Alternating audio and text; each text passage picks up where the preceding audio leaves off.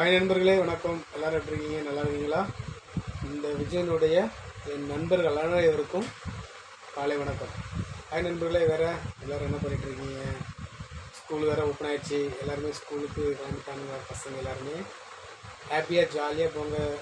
குழந்தைங்க நல்ல மாதிரி படிச்சு உங்கள் லைஃப்பை என்ஜாய் பண்ணுங்க. ஓகே நண்பர்களே, இன்றைக்கி என்ன விடுகதைன்னா, பூக்கிறது தெரியும் ஆனால் காய்க்கிறது தெரியாது. பூக்கிறது தெரியும் ஆனால் காய்க்கிறது தெரியாது.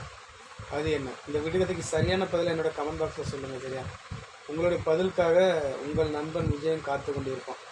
அதேபோல் ரோட்டில் சேஃபாக போங்க. அதேபோல் சின்ன பசங்களுக்கு பைக்கை கொடுக்காங்க.